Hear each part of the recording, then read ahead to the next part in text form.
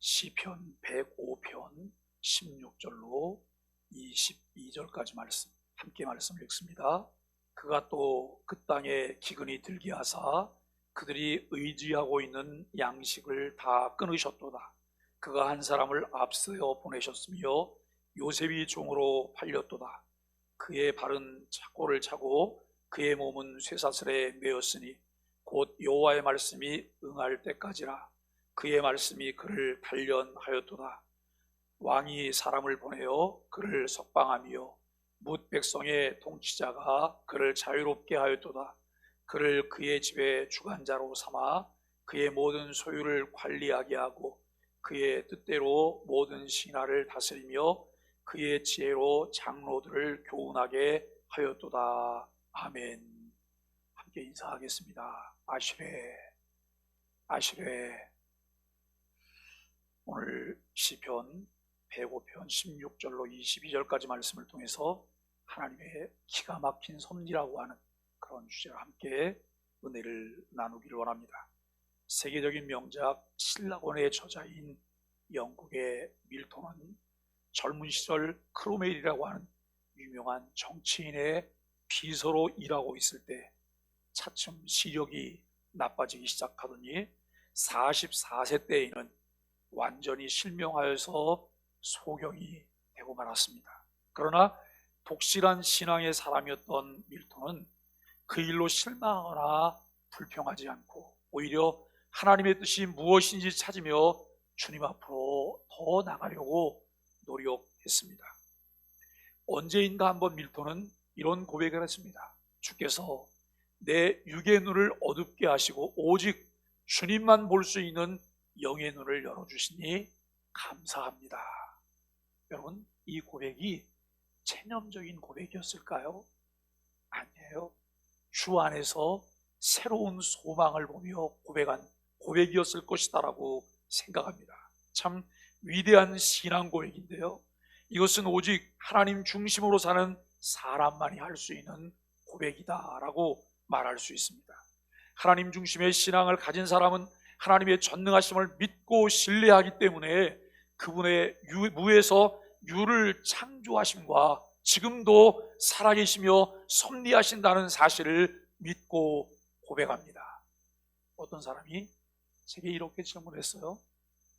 하나님이 지금도 살아있다고 믿으세요? 예수님이 지금도 있다고 믿으세요? 이렇게 질문했어요.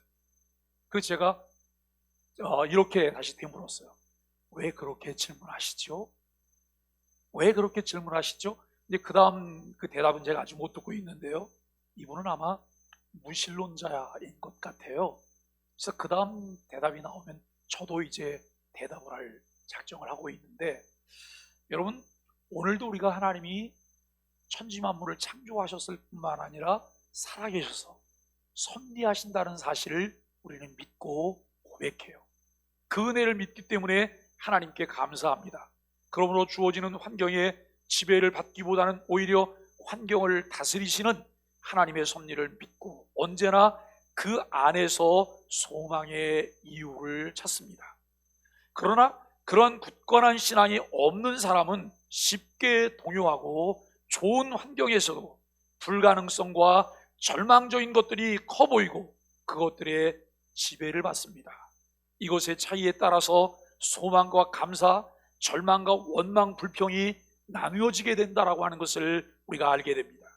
성숙한 믿음을 가진 사람은 절망적인 상황에서도 삶의 주관자이신 하나님의 섭리를 믿기 때문에 절망과 원망보다는 소망을 노래하며 감사, 찬송할 수가 있습니다. 사람들이 사용하는 언어 생활 속에서도 그 사람의 어떤 신앙을 가지고 있는지를 예측해 볼 수 있습니다. 하나님을 바라보는 사람은 상황에 따라 흔들리지 않기 때문에 쉽게 절망하거나 원망하지 않습니다. 그러나 하나님보다는 상황을 바라보는 사람은 상황에 따라 희비가 엇갈리게 된다는 것이죠. 하나님과 친밀한 교제를 나누기 위해 우리는 감사함으로 그분의 문을 열며 찬양함으로 그분의 궁정에 들어갈 수 있다고 시편 100편을 통해 시편 기자가 노래합니다. 하나님을 깊이 묵상할 때 더 넓은 하나님의 은혜를 경험하며 누리게 됩니다. 우리 안에 하나님의 은혜가 충만할 때 우리들이 자주 사용하는 말이 감사합니다 라고 하는 말입니다. 그런데 그 감사는 모든 것을 여는 열쇠이며 축복의 문으로 진입하는 진입로라고 하는 사실을 우리가 깨닫습니다. 사랑하는 소망의 가족 여러분, 하나님께 많이 감사하며 사시기를 바랍니다. 이것이 하늘의 문을 여는 비결입니다. 시편 105편은 다윗이 지은 시인데 이스라엘의 역사를 단순한 족보 이야기가 아닌 하나님의 구속사로 보며 하나님께 감사하는 다윗의 신앙이 잘 드러나 있음을 알게 됩니다. 그는 이렇게 노래합니다. 여호와께 감사하며 그 이름을 불러 아뢰며 그 행사를 만민 중에 알게 할지어다.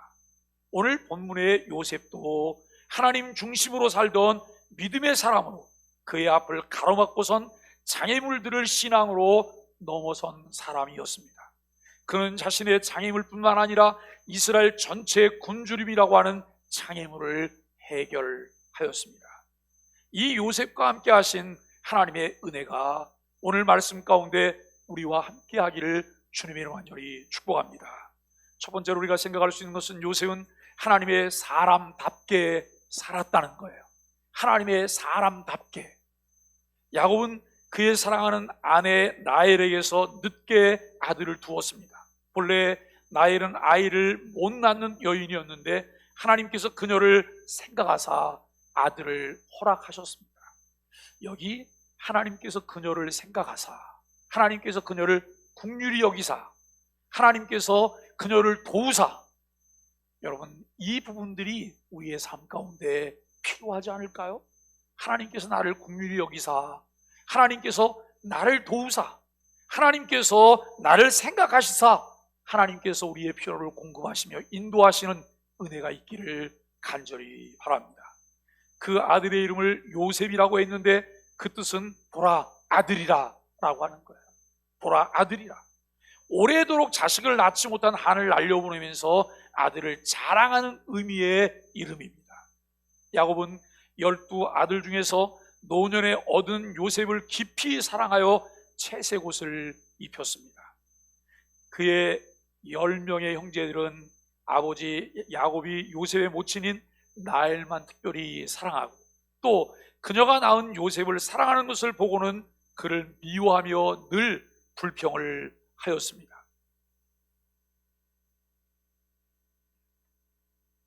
요셉이 입은 채색 옷은 소매가 딸린 긴 옷으로 높은 지위에 있는 사람이나 입을 수 있는 값비싼 그런 옷이었습니다. 요셉에 대한 야곱의 각별한 사랑은 형제들 사이를 갈라 놓았습니다. 요셉은 다른 형제들과는 이제 여러 가지 면에서 달랐는데 특별히 그는 미래를 내다보는 꿈을 2번씩이나 꾸었습니다. 요셉이 꿈을 꾸고는 자기 형제들에게 말했는데 그 내용은 형제들이 밭에서 곡식을 묻고 있는데 요셉의 단은 일어서고 형제들의 단은 그의 단을 둘러서서 절했다고 하는 것입니다. 그런 요셉이 꿈을 꾸고 잘난 척하면서 의도적으로 그 꿈 이야기를 했을까요? 아닐 거라고 생각해요.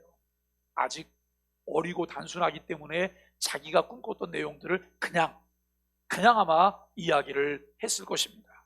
또 한 번은 해와 달과 11별이 요셉에게 절하는 꿈을 꾸고는 형들에게 말했더니 그 꿈들로 이제 인해서 형들은 요셉을 더욱더 미워하게 되고 돌이킬 수 없을 정도로 관계가 깨지고 말았습니다. 그 꿈은 형들이 요셉에게 절하며 그의 아랫사람이 될 것이라고 하는 것을 암시하는 것이었기 때문입니다. 형들은 요셉의 꿈을 시기했지만 아버지 야곱은 그 이야기를 가슴에 담아두었다라고 성경은 기록하고 있습니다. 요셉은 꿈을 가진 특별한 사람이었고 그는 그 꿈으로 인해서 절망과 고난을 넘어설 수 있었고 달콤한 유혹도 물리칠 수 있었습니다. 그 꿈은 하나님께서 주신 꿈이었습니다. 물론 요셉의 꿈은 형들이 자기를 향해 절하게 될 것이라는 극히 인간적인 꿈 같아 보이지만 그것은 개인적인 차원에만 국한된 것이 아니라 아브라함, 이삭, 야곱으로 이어져온 신앙의 장자권이 저 11번째 아들 요셉에게로 이어진다고 하는 하나님의 계획이 담긴 것이라 라고 말하는 것이죠.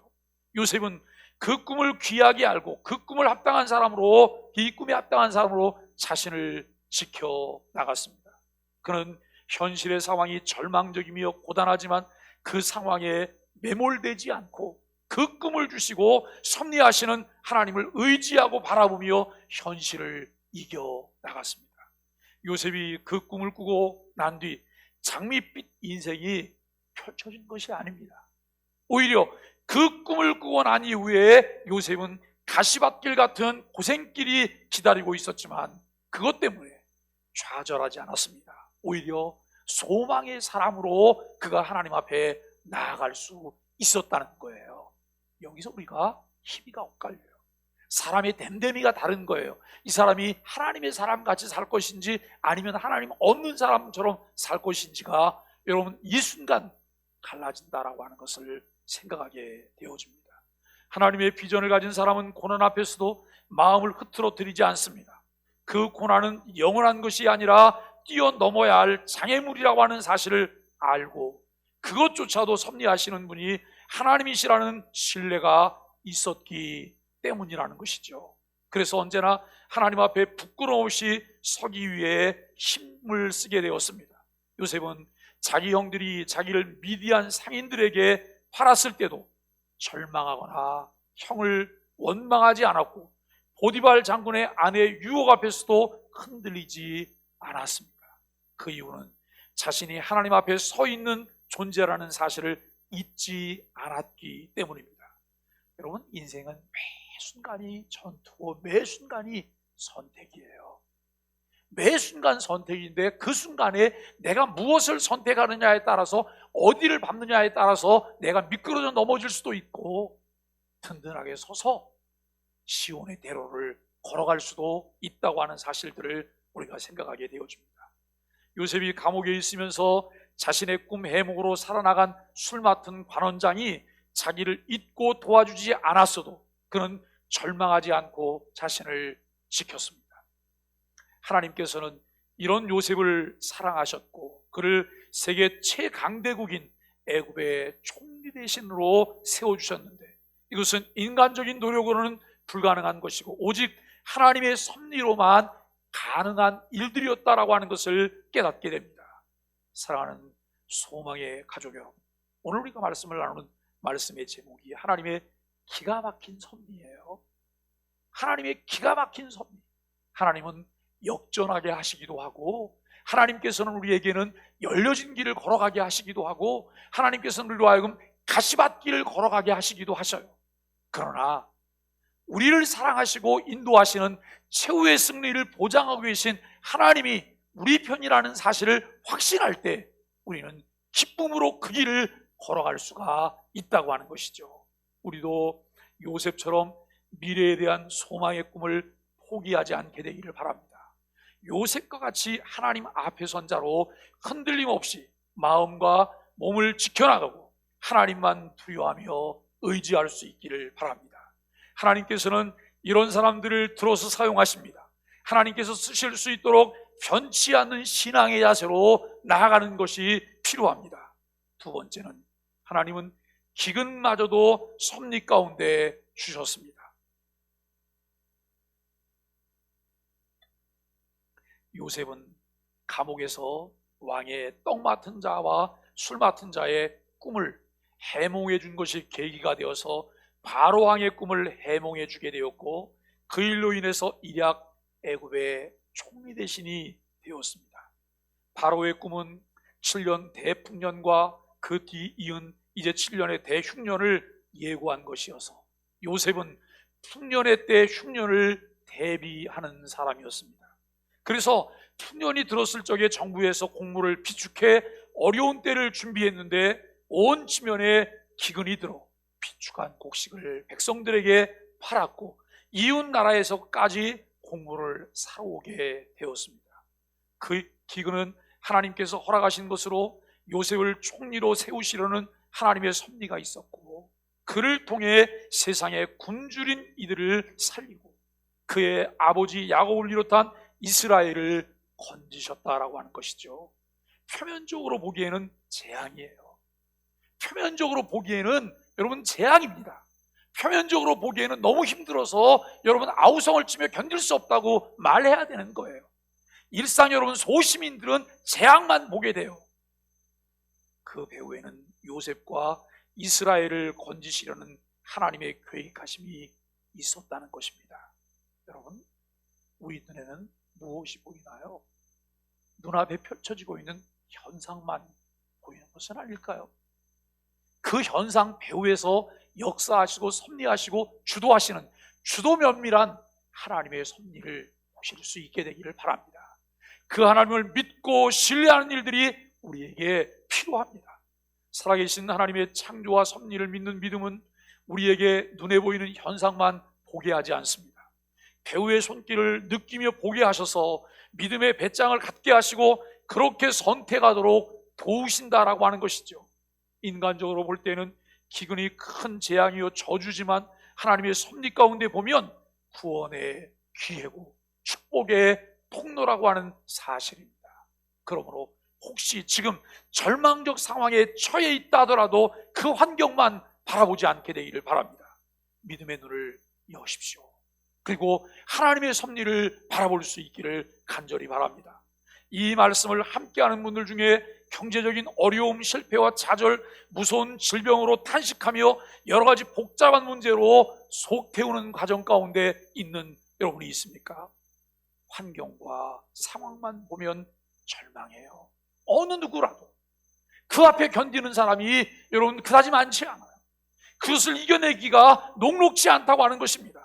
그러나 그 문제 속에 내재된 하나님의 뜻과 섭리를 발견하면 살 길이 열리고 축복의 통로를 발견하게 된다는 사실이죠. 성경은 우리에게 이 귀한 진리를 이렇게 말씀하십니다. 하나님을 사랑하는 자, 곧 그 뜻대로 부르심을 입은 자들에게는 모든 것이 합력하여 선을 이루시느니라 라고 말씀합니다. 그렇습니다. 이 말씀 그대로 하나님의 부르심을 입은 사람들에게는 모든 것이 합력하여 더 좋은 것을 이루어 주신다고 하는 것이죠. 하나님께서는 기근이라고 하는 악조건 속에서도 선을 이루셨습니다. 요셉은 창세기 50장에서 이렇게 말합니다. 당신들은 나를 해하려 하였으나 하나님은 그것을 선으로 바꾸사 오늘과 같이 만민의 생명을 구원하게 하려 하셨나니. 이 상황에서 요셉이 이렇게 말할 수가 있을까요? 여러분, 지나온 세월 동안 형님들이 아랍 상인들에게 자기를 팔아넘기고 여러분 그가 감옥에 갇히고 모진 고통을 당했던 그 순간들을 떠올리면서 복수의 칼날을 갈고 여러분 증오심에 가득 차 있었다면 요셉이 이와 같은 말을 할 수 있었을까요? 아니에요. 요셉은 그 상황들 가운데 연단 속에서도 자기와 함께 하셨고 꿈을 주셨던 하나님, 그리고 모든 것을 주도 면밀하게 이끌어 가시는 하나님을 바라보았기 때문에 하나님의 음성을 낼 수가 있었다는 거예요. 여러분, 이 이야기는 그냥 사람 요셉의 이야기가 아니에요. 요셉 안에 임하신 성령 하나님의 음성이라는 사실을 우리가 기억해 보아야 할 것입니다. 우리의 형편이 기근을 만난 것처럼 황폐해졌어도 주님의 인도하심과 축복을 확신하며 사시기를 바랍니다. 주님은 반드시 선한 방향으로 저와 여러분들을 인도해 주실 것입니다. 세 번째로, 하나님은 그의 사람을 통해서 구속사를 펼치십니다. 요셉이 형들에게 팔려 애굽의 노예가 되었을 때 그의 삶은 이제 끝장이 난 것 같았습니다. 노예에게 무슨 희망이 있었겠습니까? 감옥 속에 사는 이에게 무슨 희망이 있었겠습니까? 여러분, 그에게 장래가 없어 보였습니다. 그러나 그가 실망하지 않은 것은 역사의 주인은 전능하신 하나님이시라는 사실을 믿고 있기 때문이라고 하는 것입니다.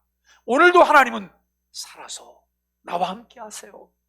하나님께서는 저와 여러분을 통해 역사하세요. 하나님께서는 모든 것을 주장하시며 인도하시는다는 사실을 믿어야 할 것입니다. 여러분, 고난 중에 모든 사람들이 신음하며 고통하는 사이, 그 사이에 그 문제를 해결하려고 하는 손길들이 있다고 하는 것을 우리는 보아야 해요. 요즘 여러 이야기들을 많이 해요. 이 코로나가 이제 제3재앙으로 이제 진입했다라고 말을 해요. 그래서 포스트 코로나라고 하는 이 말 대신에 위드 코로나라는 말을 사용해요. 코로나와 함께 살아야 된다고. 너도 나도 백신이 나오기를 기다리고 백신이 나오면 뭔가 될 거라고 해요. 그런데 셀트리온 회장이 정말 굉장한 선언을 했어요. 치료제가 개발이 됐다고. 12월 중에 여러분 그 사용 승인을 얻게 될 거라고. 내년 봄이면 대한민국은 마스크를 안 쓰고 다니게 될 세상이 될 거라고 하는 그런 이야기를 했어요. 제가 그것을 보면서 이런 생각을 해봤어요. 그래요, 모든 사람들은 지금 당장 코로나 때문에 사느니 죽느니 하면서 여러분 탄식하고 있고 고통당하고 있지만 묵묵히 그 뒤에서 이것을 헤쳐나갈 연구를 하고 노력하는 손길들이 있다는 거예요. 여러분, 오늘도 하나님께서는 하나님의 섭리를 통해서 하나님의 역사를 이어가실 것이라는 사실을 우리는 분명히 믿어야 돼요. 고통의 시작이 있지만 반드시 고통의 끝도 있을 것이고, 또 그 일을 통해서 새로운 반전의 역사를 쓰실 하나님을 기대하며 우리가 나아가게 된다고 하는 것입니다. 여러분, 참 이 요셉은 실망하지 않은 것이 역사의 주인이신 전능하신 하나님을 믿었기 때문인데요, 살아계신 하나님이 자기를 버리지 않고 하나님의 선한 도구로 삼아주신다고 믿었습니다. 그러기에 결코 꿈을 잃지 않고 신앙을 지켰습니다. 그리고 신앙의 절개를 끝까지 지켜 요셉을 보신 하나님은 그를 애굽의 총리가 되게 하셨습니다. 그리고 굶주림 속에서 애굽 사람들과 이스라엘 민족을 살려내도록 하나님이 그를 사용하셨습니다. 주님께서는 사람들을 준비하셔서 그들로 하여금 구원의 역사를 이루어 가시도록 하신다고 하는 사실입니다. 하나님의 일꾼들을 구원의 역사를 수놓아가는 아름다운 사람들로 하나님이 쓰신다고 하는 것이죠. 바로 이 일이 우리에게 주어진 사명입니다. 오늘 우리도 하나님의 구원 역사에 하나의 징검다리로 놓여지는 사람들임을 우리가 분명하게 믿어야 할 것입니다. 여러분, 6.25 사변 때 10살짜리 한 소년이 불발탄이 터져서 그만 두 눈을 잃고 말았습니다. 전후에 살기가 어려운 시절 그는 부모를 잃었고 의지할 곳 없이 거지 신세가 되었습니다. 제 주변에 있는 목사님 두 분도 비슷한 상황이에요. 한 분은 강화에서 포탄을 주워서 그것을 두들기다가 이게 폭발하면서 여러분 팔 한쪽을 잃었어요. 그래서 여기 그 의수를 끼고 그분이 사세요. 지금 현재 우리 노회에서 은퇴하신 목사님 중에 한 분이 서울 서대문구에 살면서 그분이 6.25 전후에 포탄을 주워갖고, 그것도 경찰서 마당에서 그 포탄을 몇 명이 두들기다가 이게 터지면서 여러분 이분이 여기, 그 다음에 얼굴 다 상하는 그런 일을 당했어요. 옛날에는 그런 일들이 참 많이 있었죠. 지금도 여러분 전방지대에서는 목함지대나 여러 가지 이제 폭발물 때문에 사고가 나는 그런 일들이 있습니다. 이 소년이 정말 부모도 잃고 의지할 것 없는 거지 신세가 되었는데 어느 날 교회를 나가게 됐어요. 교회를 나가서 기도하는데 그의 마음 가운데 이와 같은 깨달음이 있었습니다. 너는 귀도 있고 입도 있고 손과 발도 있지 않냐, 이런 음성이 그의 마음 가운데 새겨졌습니다. 그 전까지 실명된 두 눈만 원방했는데 이제 자기가 갖고 있는 그 지체들이 보이게 된 것이죠. 그래서 용기를 얻고 삶을 개척하고 나가던 중에 그가 결심을 하고 신학 공부를 하게 돼서 목사가 되었습니다. 그는 시력장애인들을 위한 소명을 갖게 되었고 시력장애인 12만 명을 위해 살기로 작정을 했습니다. 그래서 그들의 살 길을 찾아주는 일에 동분서주하다가 시력장애인을 위한 자선음악회를 열었던 것이 계기가 되어서 실명한 사람들에게 빛을 찾아줄 병원을 설립하였습니다. 1986년 서울 등촌동에 실로암 안과병원을 세웠던 거죠. 수천 명의 시력장애인들이 이 병원에서 수술을 받고 눈을 떴는데 수술 성공률이 무려 99%라는 거예요. 99%가 잃었던 시력을 되찾게 된 거예요. 그 병원의 의사들과 직원들이 이 목사님께 수술을 받으라고 권하면 정중하게 그가 거절을 했다 그래요. 그러면서 바울이 말했던 고린도후서 12장 9절 말씀을 늘 인용을 했는데 내 은혜가 내게 족하도다. 이는 내 능력이 약한 데서 온전하여짐이라 라고 하는 말씀을 하셨다 합니다. 자신은 수술을 받지 않고 한 사람이라도 더 많은 시력장애인들에게 기회를 주려고 한 것이죠. 여러분, 그분이 바로 김선태 목사님이라는 분이세요. 눈뜬 사람도 하기 어려운 일을 그 자신이 시력장애인이면서 하셨습니다. 하나님께서는 가난하고 불쌍한 시력장애인을 위해 그를 준비하셨던 것이죠. 눈먼 자의 고통을 가장 잘 아시는 사람을 준비하셔서 그들에게 빛을 찾아주고 복음을 전하게 하셨습니다. 이 얼마나 큰 하나님의 사랑이며 섭리일까요? 사랑하는 소망의 가족 여러분, 저 여러분도 누군가를 위해, 하나님의 나라를 위해 하나님께서 예비해 놓으신 사람은 아닐까요? 우리도 그 사람 중에 한 사람은 아닐까요? 그 일에 주께서 우리를 사용하시려고 구원받은 하나님의 자녀가 되게 하셨고 하나님의 나라를 위해 일하도록 소명을 주셨습니다. 그 일에 늘 깨어있기 위해 하나님과 친밀한 교제를 하며 하나님의 신호들에 민감하게 되기를 주님의 이름으로 간절히 축복합니다. 하나님의 구원 섭리는 우리의 지식이나 경험을 뛰어넘어선 기가 막힌 것이라 라고 하는 것을 알게 됩니다. 그것을 이루기 위해 주님은 고통과 이제 이 고난, 좌절, 슬픔 같은 도구들을 사용하십니다. 오늘도 우리 속에서 역사하시는 하나님의 기가 막히는 섭리를 체험하는 성도들이 되기를 주님의 이름으로 간절히 축복합니다.